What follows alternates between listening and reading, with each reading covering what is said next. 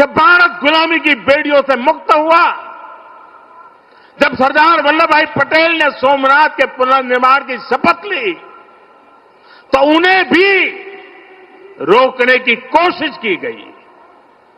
1951 में तत्कालीन राष्ट्रपति डॉक्टर राजेंद्र प्रसाद के यहां आने पर भी आपत्ति जताई गई।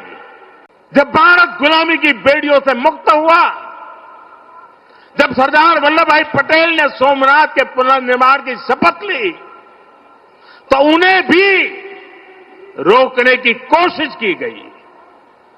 1951 में तत्कालीन राष्ट्रपति डॉक्टर राजेंद्र प्रसाद के यहां आने पर भी आपत्ति जताई गई। సోమనాథ్ టెంపుల్పై మాట్లాడుతూ నరేంద్ర మోడీ మరోసారి నెహ్రూ పైన దాడి చేశారు. సోమనాథ్ టెంపుల్ పునర్నిర్మాణానికి నెహ్రూ వ్యతిరేకము, సోమనాథ్ టెంపుల్ ప్రారంభోత్సవానికి డాక్టర్ రాజేంద్ర ప్రసాద్ వెళ్తానంటే నెహ్రూ అభ్యంతరం చెప్పాడు అంటూ నెహ్రూ పైన అటాక్ చేశారు. కానీ వాస్తవం ఏంటి? నెహ్రూ పైన అటాక్ చేయడంలో మోడీ లక్ష్యం ఏంటి అనేది మన ముందున్న రెండు ప్రశ్నలు. ముందు వాస్తవం ఏంటో చెప్తాను. సోమనాథ్ టెంపుల్ పునర్నిర్మించాలని ప్రతిపాదన వచ్చినప్పుడు గాంధీ, నెహ్రూ, సర్దార్ పటేల్, ఇప్పుడు బీజేపీ ఓన్ చేసుకుంటున్న సర్దార్ పటేల్ది కూడా ఒకే అభిప్రాయం.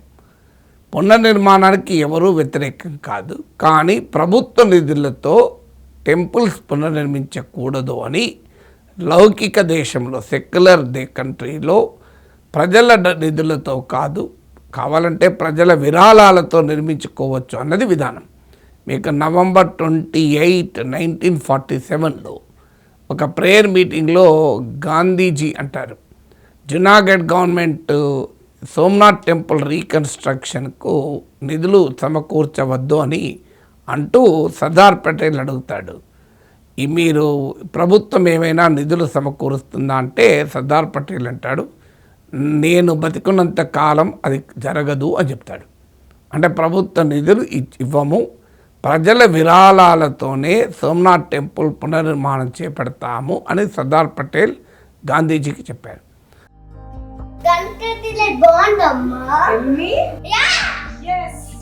కంట్రీ డిలైట్ బఫెలో మిల్క్ ని మా ఫ్యామిలీ వాళ్ళకి ఎప్పటి నుండో వాడుతున్నాను. ఈ పాల ఫస్ట్ యూజ్ నుండి నాకు దీనిపైన చాలా నమ్మకం వచ్చింది. Choose country delight and live better. ఆ తర్వాత సర్దార్ పటేల్ చైర్మన్గా కేఎం మున్షి, గాడ్గిల్ అనుకుంటాను, వీళ్ళు సభ్యులుగా ట్రస్ట్ ఏర్పాటైంది.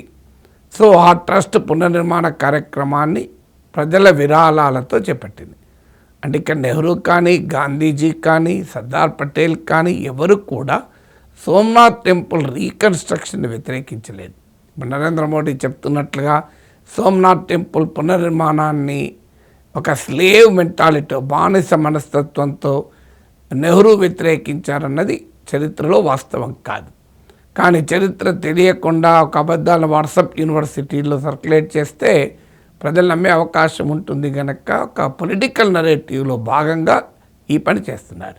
ఇక రెండవది, అప్పటి భారతదేశ రాష్ట్రపతి doctor Rajendra Prasad, first president of India, Jawaharlal నెహ్రూకు లేఖ రాసిన మాట నిజం.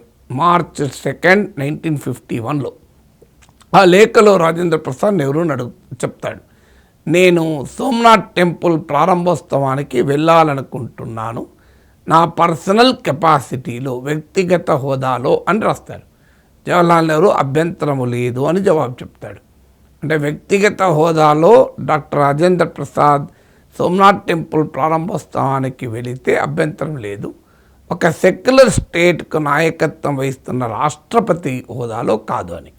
అయితే అప్పటితో పోలిస్తే ఇప్పుడు సెక్యులరిజం అమలు చేసే విధానం చాలా మారిపోయింది అనుకోండి. అంటే దేశ స్వాతంత్రం వచ్చిన మొదట్లో ఉన్న బలమైన సెక్యులర్ భావాలు ఏంటంటే మతం అనేది వ్యక్తిగతము, మత విశ్వాసాలు అనేది పర్సనల్ లైఫ్ను వరకే పరిమితం కావాలి, ప్రభుత్వము పబ్లిక్ లైఫ్లో రిలీజన్ ఉండకూడదు అని అప్పటి విధానం. స్టేట్ అండ్ రిలీజన్కు మధ్య డిస్టెన్స్ మెయింటైన్ చేయాలన్నది అప్పటి విధానం. ఇప్పుడు తర్వాత క్రమంలో అది చాలా మార్పులకు లోనైన మాట నిజం. కానీ ఆ రోజు సెక్యులర్ ఫౌండేషన్స్ మొదలైన రోజుల్లో ఆ సెక్యులర్ వాల్యూస్కు గట్టిగా నిలబడ్డారు నాయకులు. అప్పుడు ఇక కేవలం రాజేంద్ర ప్రసాదే కాదు, సి రాజగోపాలాచారికి మార్చ్ 11న రాసిన లేఖలో కూడా ఇదే రకమైన స్టాండ్ నెహ్రూ తీసుకున్నాడు. ఇప్పుడు చెప్పండి, జవహర్లాల్ నెహ్రూ సోమనాథ్ టెంపుల్కు వ్యతిరేకము, సోమనాథ్ టెంపుల్ ప్రారంభోత్సవానికి రాజేంద్ర ప్రసాద్ వెళ్ళకూడదు, ఆయన హిందూ వ్యతిరేకి గనక, యాంటీ హిందూ అనేది నెహ్రూ విధానం గనక అనే ఆరోపణ నిజముందా? ఒక ప్రిన్సిపుల్ పైన ఒక ప్రభుత్వ నిధులు దేవాలయాల నిర్మాణానికి వాడకూడదు, ప్రభుత్వాధినేతల హోదాలో మత ప్రార్థనా స్థలాల ప్రారంభోత్సవాలకు వెళ్ళకూడదు అనే ఒక secular principle. Secularism state and society relationship వేరు, స్టేట్ అండ్ రిలీజన్, అసలు రిలీజన్ అండ్ స్టేట్ రిలేషన్షిప్ వేరు, రిలీజన్ అండ్ సొసైటీ రిలేషన్షిప్ వేరు. సెక్యులరిజం ఎప్పుడు కూడా మతాన్ని అంతం చేయమని చెప్పదు, మతాతీత సమాజము అని కాదు సెక్యులరిజం చెప్పేది, మతాతీత రాజ్యాన్ని చెప్తుంది. రాజ్యానికి మతంతో సంబంధం ఉండకూడదు, ఇది లౌకిక విధానం. ఈ లౌకికవాద దృక్పథంలో భాగంగా, అంటే ప్రభుత్వాధినేతలు అన్ని మత విశ్వాసాలకు చెందిన వారికి ప్రాతినిధ్యం వహిస్తారు కనుక, ప్రభుత్వము అన్ని మత విశ్వాసాలకు చెందిన వారికి సంబంధించింది కనుక ప్రభుత్వ నిధులు ఇవ్వకూడదు ఏ మతానికి కూడా, ఏ మతపరమైన అంశాలలో ప్రభుత్వ హోదాలో ఉన్న వాళ్ళు పోకూడదు అన్నది ఒక సెక్యులర్ ప్రిన్సిపల్. ఇక్కడ పలానా హిందూ మతాన్నే వ్యతిరేకించాలి, ఆలయాలనే వ్యతిరేకించాలి, అందులో సోమనాథ్ టెంపుల్ రీకన్స్ట్రక్షన్ని వ్యతిరేకించాలి అనే వైఖరి నెహ్రూ తీసుకున్నారన్నది పూర్తిగా అబద్ధం. కానీ నెహ్రూ పైన అటాక్ చేయడం ద్వారా ఇప్పుడు తమ ప్రధాన రాజకీయ ప్రత్యర్థిని టార్గెట్ చేయాలన్నది బీజేపీ విధానం. తాము మాత్రమే హిందూ పరిరక్షకులుగా, మిగతా ప్రతిపక్ష పార్టీలన్నీ యాంటీ హిందూ క్యారెక్టర్ కలిగిన పార్టీలుగా చెప్పడం అనేది బీజేపీ రాజకీయ వ్యూహం. అంటే హిందూ విక్టిమ్హుడ్, అంటే హిందువులకు అన్యాయం చేశారు, ఒక్క భారతీయ జనతా పార్టీ మాత్రమే హిందువుల్ని కాపాడుతుంది అని మెజారిటీ ఓట్ కన్సాలిడేషన్లో భాగంగా బీజేపీ హిస్టరీని కూడా ఒక పొలిటికల్ వెపన్గా ఉపయోగించుకుంటోంది.